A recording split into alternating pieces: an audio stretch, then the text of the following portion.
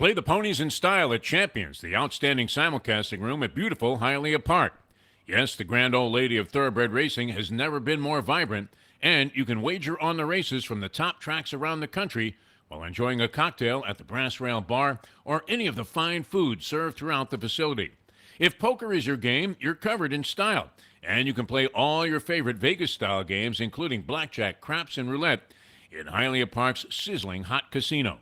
Get a player's card when you walk through the door for all kinds of generous amenities, including our favorite, free play, when you come out to the ultimate casino and entertainment destination, Hialeah Park.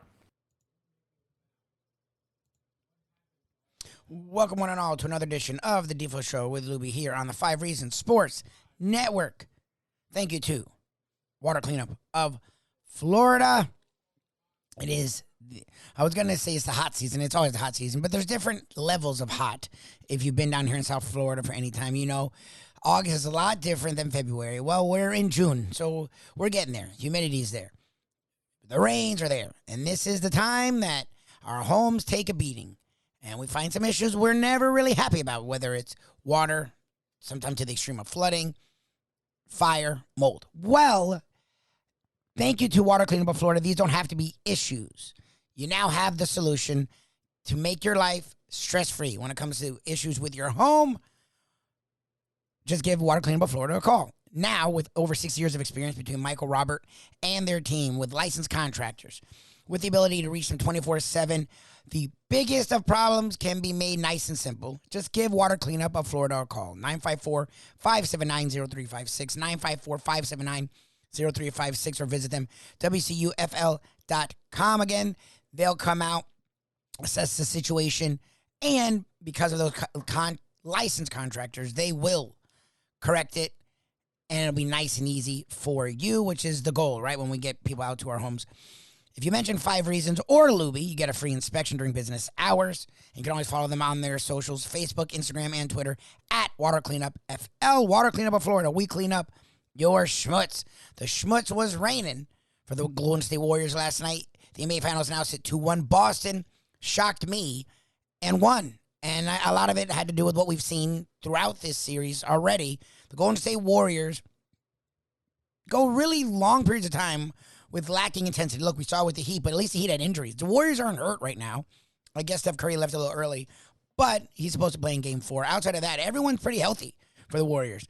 It's something I have never seen from a team this dominant. I mean, they are a dynastic team. This is their 6th finals appearance in 8 years. They've won 3 titles. They were right now. They're down on the series, but I still pick them in 6 to win their 4th title in 8 years. That's a dynasty by any estimation. And for a dynastic team, their intensity and their focus wanes for long stretches. It's really weird where they get really lazy and really slack with the basketball. They throw, and this has been a problem for them their entire time, where they have a lot of really stupid turnovers for a team that's full of veterans and has won a lot. And like we've talked about a lot, the Boston Celtics don't do that. They're not a great team, the Boston Celtics, but they play really hard the entire game. So if you have these stretches like the Heat had, or now we're seeing the Warriors do ad nauseum, the Celtics will take advantage of it. And they did it last night. The Warriors had another great third quarter, and the rest of the game was sort of eh. And that led to the Boston Celtics being up 2-1 in the series. We talked about that a lot today on the Defo Show with Lubie. Also, we're getting to football, right? I've been talking about it the last few days. When I was by myself, Defo and I have talked about it. Well, they came out with a list, I guess, CBS Sports, the top AFC quarterbacks. So, of course, where does Tua fall on this list? We talk about that as well. And Defo knew he'd get me, and he got me frustrated. He got me on my Tua soapbox. So we talked about all that today on the Defo Show with Lubie on the 5 Reasons Sports Network. I'm watching, I ended up, and this was kind of interesting. I'm on my walk of life yesterday. Now, I had a knee juiced with this substance, I think it was called Synvic or something like that. I'm not sure. It might have been some other type of Vic, but it was a Vic, which is this treatment that they use on osteoporosis and arthritis, where they juice your knee with a thing that eventually coats it. And so you have like lubricant and gel in there. It's literally like taking your knee to a mechanic more so than an orthopedic guy. And, the juice goes in, and it went in for a long, long time. I can assure you, Dr. McKay, a very gentle soul, but at the same time, I mean, it was a little bit of an issue there as thinking, do I scream? No. Exactly. You have to take it like a man. Act like a man. Exactly. You're crying inside. Right? Like that scene in The Godfather, right? You're crying like a baby. Act like a man, right? When the singer there, the entertainer guy, was crying to the Godfather that he can't get any parts in him. Act like a man. All right. Now, you don't want to be cringing in pain in the doctor's office. And it wasn't so painful as it was. Like you ever had one of those things done to you that's just awkward? Yes, and I've been lucky. Uncomfortable. Yeah. Yep. When that juice was going in there, I don't know how Lance stood still for all of that. Barry Bonds or A-Rod. Why? Having like these freaks, not even real doctors administering these kind of drugs. I guess Dr. Galea was a real doctor, Tiger. Well, was he not? I mean, he was certified somewhere. Certified. Everywhere this guy went. I mean, he couldn't even hang his license. They would just shoot holes in it. This guy was involved in so much illegal crap. But nobody questioned it because Tiger was above reproach. Unfortunately, and we'll get into this a little bit, Phil is not above reproach. But anyway, just to finish the story on the Walk of Life, I'm going on the Walk of Life yesterday.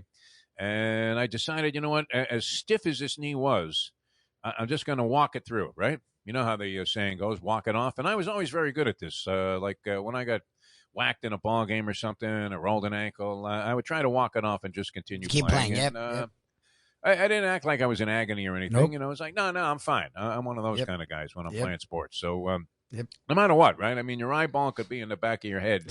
And you're like, no, I could see. No, I'll shoot the free throws, no problem. Always. It right? actually like a Cyclops. Always. I was the same way.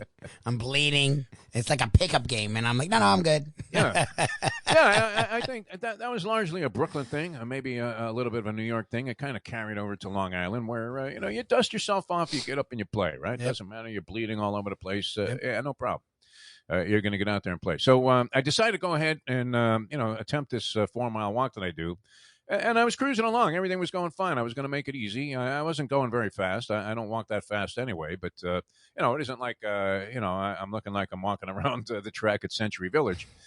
So about 2.5 miles into it, and I kind of know all the measuring points, right? Because you're thinking, okay, geez, I got like another 1.6 miles to go. Now it's 1.5. I measured this out in my car with my archaic methods. I don't wear one of those watches or anything. Because I don't need to know my sperm count while I'm working out. I just don't need to know that.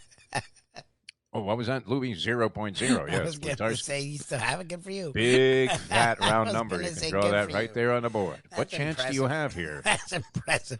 Of agreeing with Ron DeSantis on his gun policies? Okay. 0.0. Exactly. That was another one, too. A lot of stuff to get into here on the program. As Nora O'Donnell says on the CBS News, we have a lot of news to get to here tonight. Well, let's get to it already. Huh? Exactly. But so I ended up stopping, and it was the first time I had to shut the thing down. It started pouring. I mean, I don't think walking in lightning. No. When lightning is striking near the area, probably isn't a good idea. Is it? Not good. No, not good. Not good at all. It was pouring rain.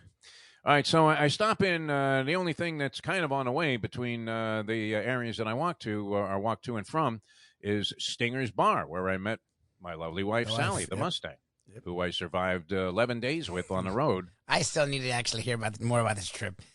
I'm totally amazed that when your first response when asked about the trip was, it was great.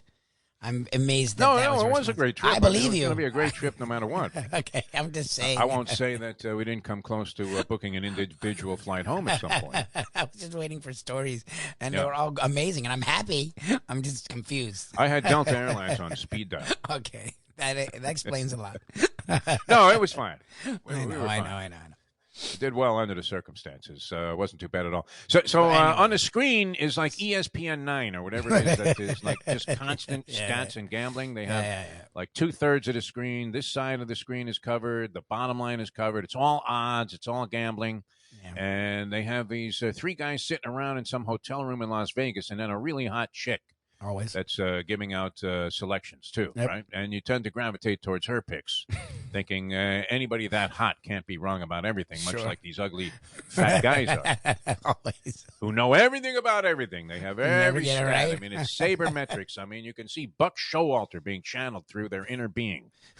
They know every single minute statistical clarification and qualification that they could possibly put into an equation to decide who to bet on, right? So what's the only thing that I remember seeing from this? Because the sound wasn't on. So this guy's best bet of the evening, absolute lock bet of the century, was getting a price. I think you were getting like plus 120 that Klay Thompson would not score more than 19 and a half points. That was a nice bet. Yeah.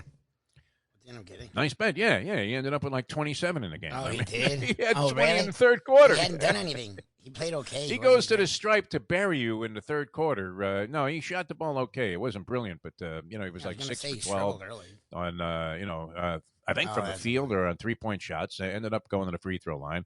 Hit a couple of key buckets in the stretch there where, wow, I mean, you hit on something yesterday in our after-hours show, Lubie. That was absolutely a brilliant observation, although it was only 2 games worth.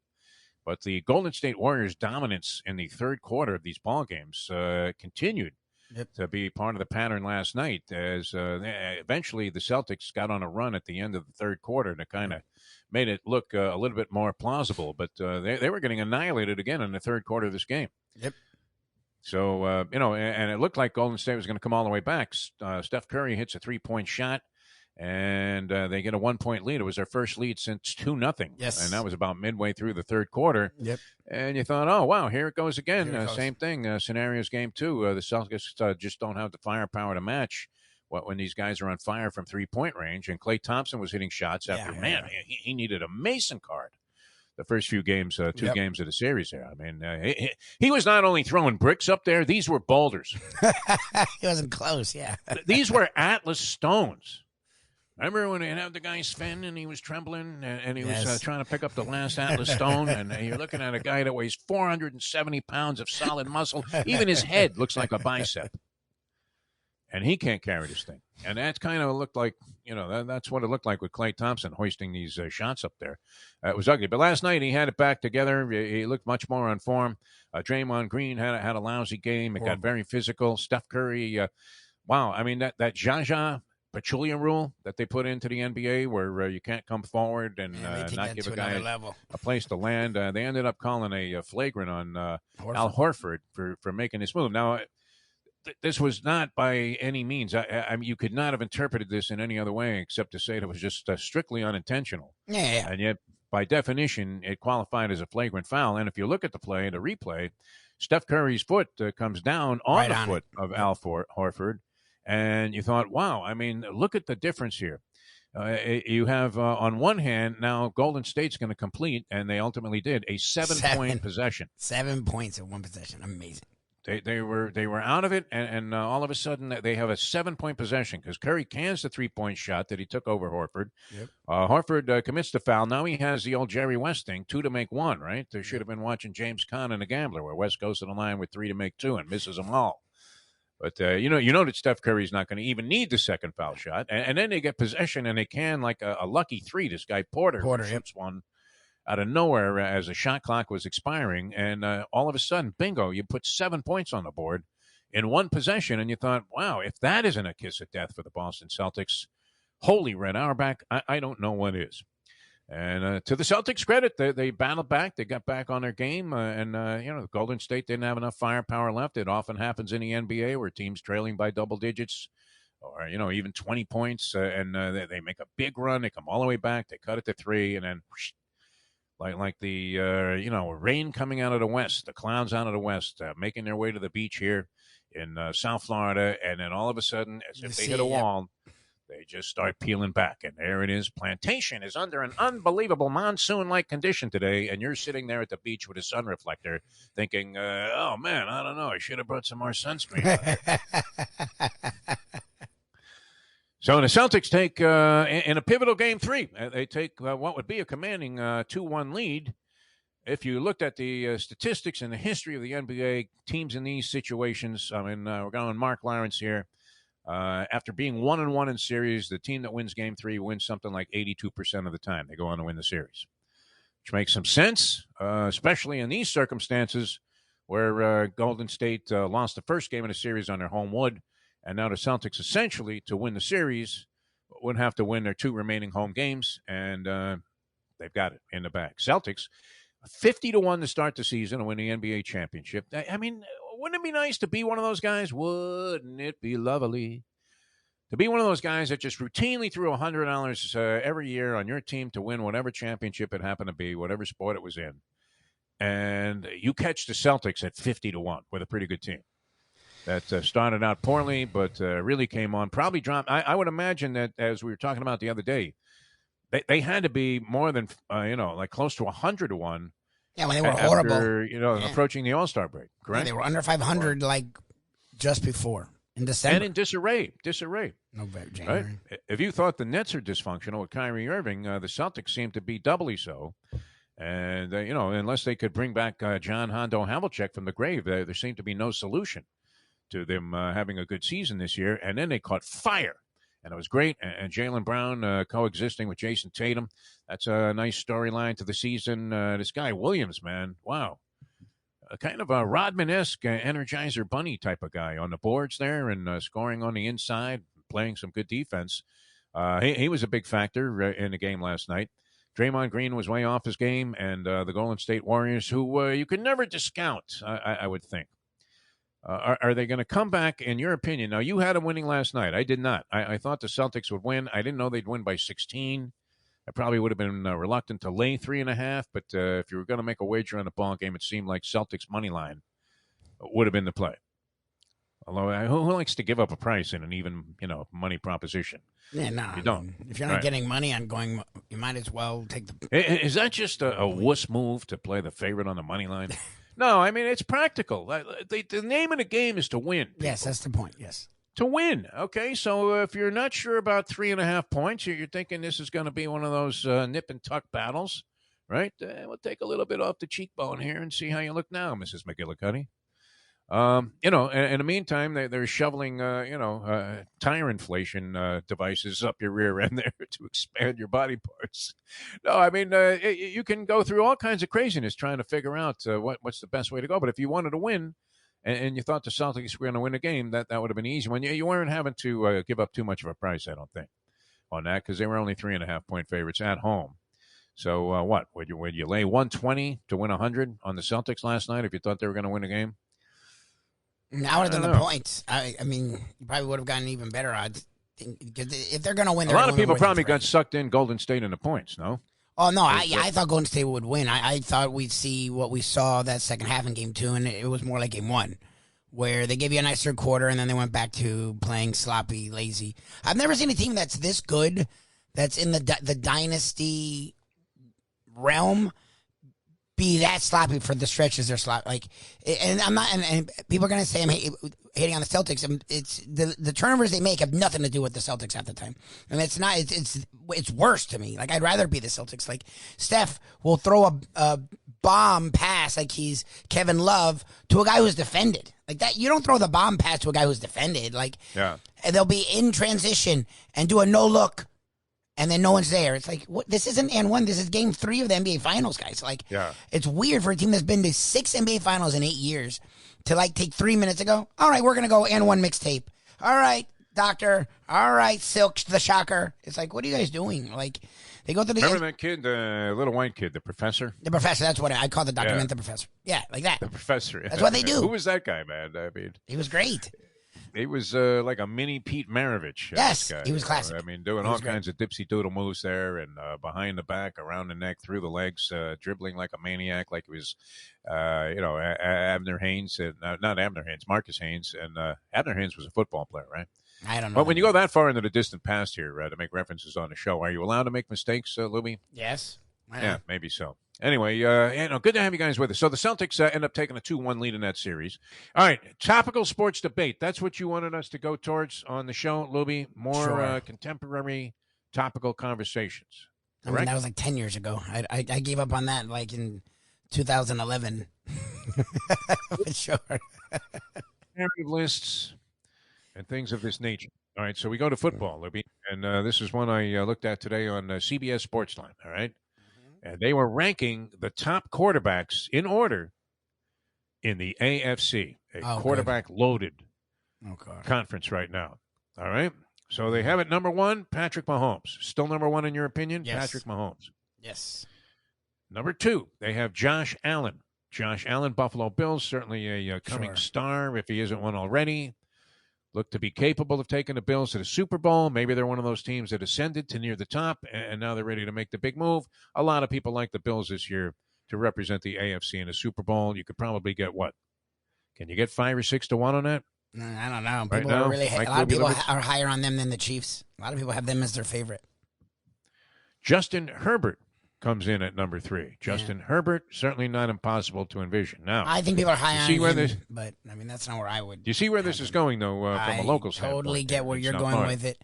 I think I'm curious for this year. I think this year's going to be a lot of fun if you're Tua and you're a Dolphin fan. So I think Justin Herbert's gotten a lot of attention for statistics he put up, but go on. Go right ahead. So they have hold on, because we'll probably finish the show before I get to Tua on this list. To aim for. All right. And this is a list of ranking the top quarterbacks in the AFC that was compiled by CBS Sports Line. They have Russell Wilson with the Denver Broncos now, and he is in there at number 4, and certainly conceivable that he would be the top, in the top 5 quarterbacks in the AFC. Go on. Joe Burrow, young Joe Burrow, who put himself so well last year. I mean, just absolutely fantastic. They have Lamar Jackson, Baltimore Ravens, come see, come sigh, but certainly worthy of 6 consideration in that spot. Yeah. Desean Watson, we don't know what he's going to do. And every day it's another woman coming out, so we may never see him again. Yeah, what is it now? I mean, it was the 24th he or 25th like 66 different. I mean, everybody had their move, huh?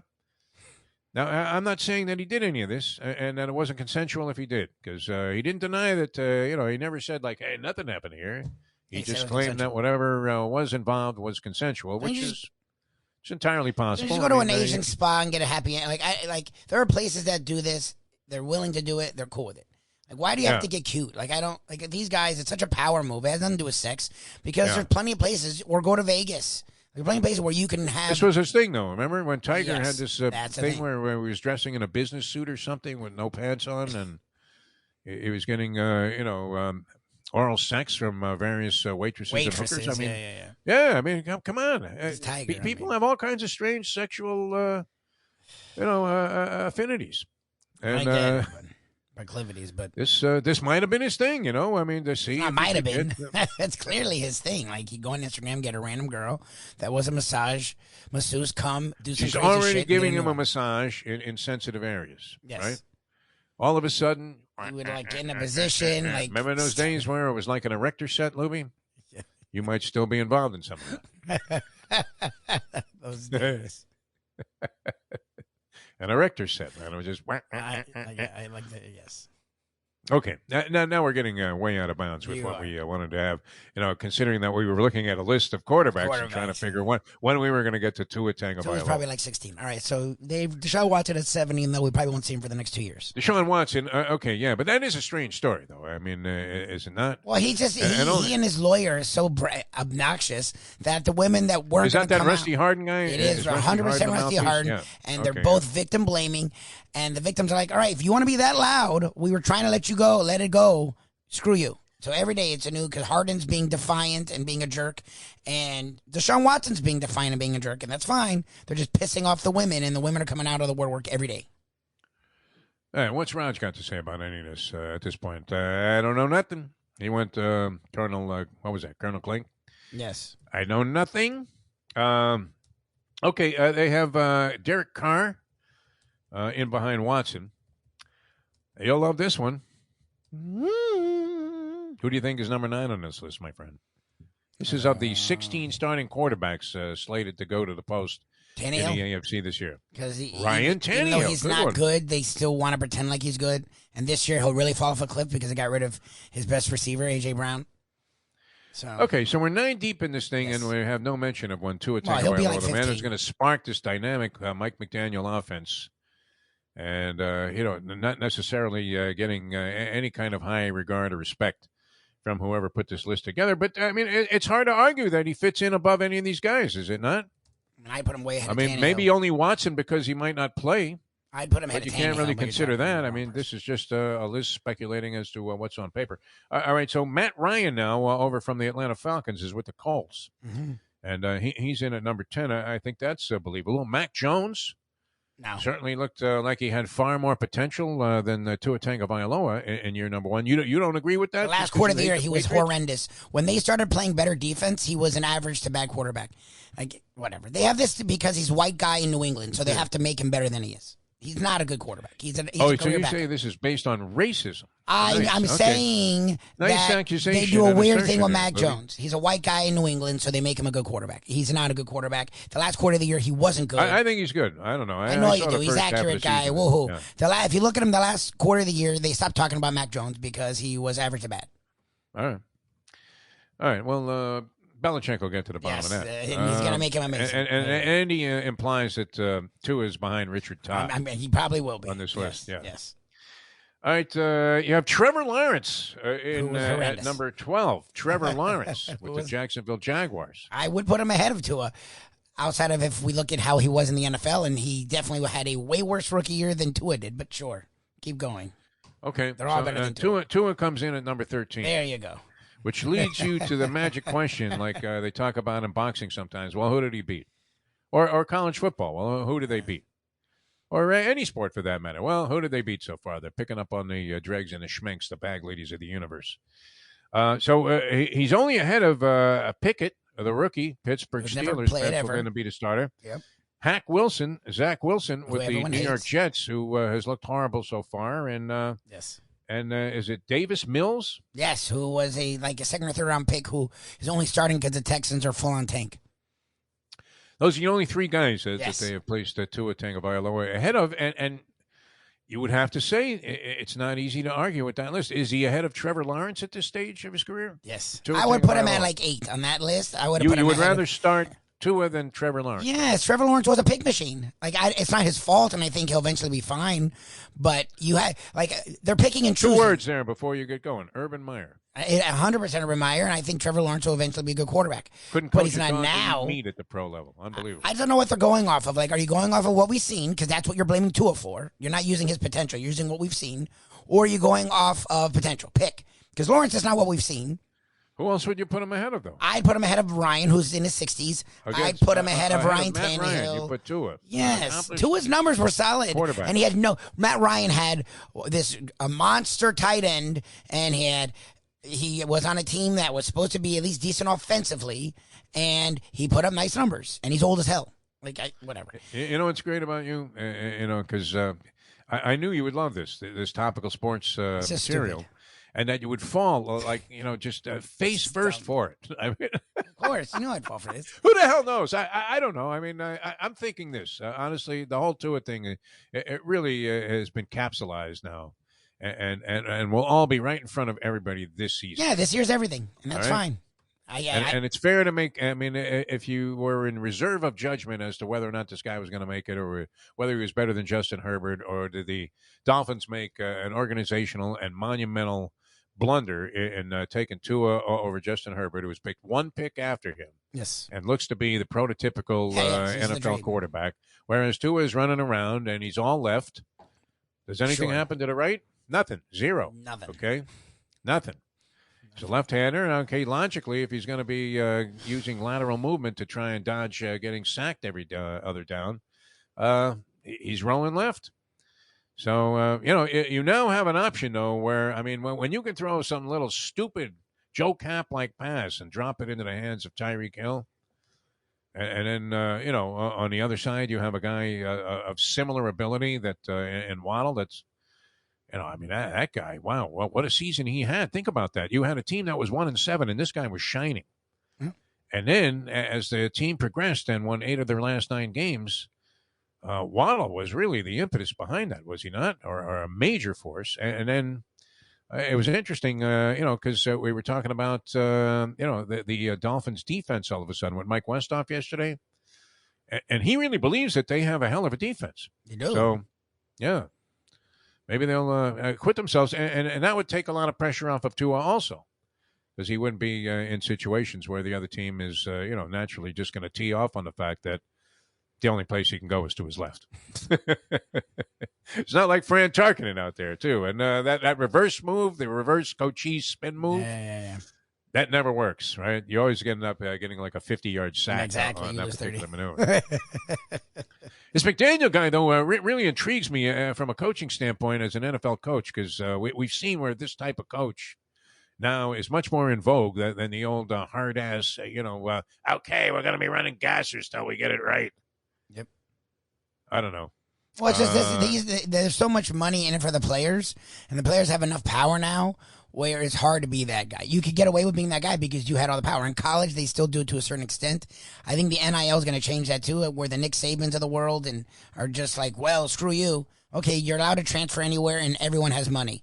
Okay, be the hard ass. So, but college, you could still do it the last few years. NFL, there's so much money, and these guys get paid so much. Trevor Lawrence just ran Urban Meyer out of town. Outside of Urban Meyer was a total raving lunatic. But if you're picking between the guys, you're picking Trevor Lawrence every time. Like, it's just a different world now. The coach doesn't have that much power. Yeah, maybe. I don't know. I mean, if you look at Urban Meyer, the guy was what a complete lunatic he turned out to be. Well, we've done that for a while. My God. I knew. How did they ever feature him on TV as a personality? Also, He's supposed to be coming back. One of the most bizarre things. Here is a guy completely vapid and devoid of any personality whatsoever. Has the credibility level of, Whitey Bulger was more credible than this guy when he was working for the feds. Come on. And this guy's teaching honor and integrity, and then he's on TV as an analyst, and you're supposed to sit there and be fascinated. I find Nick Saban pretty smarmy, but, he's more interesting than Urban, that's for sure, as an analyst. Yes. Urban Meyer was he saying something? It's possible. See, now we're so used to the flamboyant color analyst, where the guy's jumping up and down and screaming and using charts and telestrators and all this stuff. That maybe if a guy was just giving it to you straight, like this guy Jim Spanarkel supposedly does on color analysis on basketball, college basketball, and people. He works with Ian Eagle, our good friend, on occasion, but for some reason it's kind of shuffled into the background because he doesn't have a Dr. J-like flamboyance to everything that he does. All right, so is it possible that Urban Meyer is saying some things that are just so intellectually stimulating and so on the money in terms of his analysis that we miss it because he's not demonstrative about it, or is he just... Nah, he sucks. To me, like the most boring guy that ever was on TV. He, first of all, has shown, even well before his Jacksonville days, to not have any character at all. But he always talks about character. That's what's amazing about him. He's always talking about character and, all the old school crap when he's the guy that had the most criminals on a team ever. So it was always fun that he would do that. And then on top of that, he said nothing. Like, Urban Meyer's not good. Nick Saban, I can't stand the guy, but he's a good analyst. Yeah. Well, no, when he analyzes games, he's actually a little generic for me, yeah. He's actually pretty good as an analyst. So, I can admit when a guy's good as an analyst. Urban Meyer sucks. Yeah. He's just really bad. He has no personality. That's the whole point. No, he looks like a stiff, and you know about all the ugliness that he was a part of in his coaching career, including this most recent series of episodes, including, did we give him a free pass on the twerking incident? No, he did another 3 things after that. So he sort of got like another woman, right? He's giving you this whole sanctimonious garbage like he was Tiger Woods about how loyal he is and faithful to his wife, and he's twerking out there at some bar in Ohio with a known, town floozy. Yep. Honestly. I don't know if she was a known town floozy. What was she, a soccer mom? I'm not exactly sure what the woman was all about. But it was like, Cashman with Lisa Meanwell. We forget about the fact that he was cheating on his wife, because, the woman turned out to be so bizarre that you had to be sympathetic. You felt bad from this. She was a raving lunatic. A lunatic. Same thing happened, with our good friend Rick Pitino, right? Woman was a lunatic. Rick, what were you thinking? I guess, that there we go again with sexual quirks. Yes. And people approach it from a whole different angle. I don't know how we got into that whole thing before, but whatever it is, there's a tie-in. All right, we're coming back with more. We'll take you up until 9 o'clock here on the East Coast. Nice to see all of the conversation here on the chat line. Always great. Tua, not highly regarded, 13 out of 16. Well, that's fine. AFC. I think it's great. I think this year will be a lot of fun for Tua. And I can't wait to see what they do with him. Talk about disrespect. I can't wait to see what they do with him. The first 6 or 7, fine. You want to say the first 8, fine. He's better than Mac Jones. At this point, he's better than Trevor Lawrence. He's better than, I don't know, you said a couple other names Ryan Tannehill at this point. Ryan Tannehill showed it last year when his guys were hurt and Derrick Henry was hurt and he played with what Tua was playing with. He sucked. Like, I don't know why people do that. And then guys, atrocious, Tua we go Segredo on that, the moment of truth. Tua had that one game with 3 interceptions. This dude, and Tua was only in the second year. Ryan Tannehill was in like his 12th year. They wanted to make him an MVP candidate, and the dude in a playoff game had like 4 interceptions, and they were horrible interceptions. Yeah, he looked like year number 1 there with Adam Gase, where you were thinking Gase is either going to blow his brains out or his eyeballs are going to pop out of his head. Who knew he looked so weird until he took off his hat at that first Jet press conference? And with the eyes.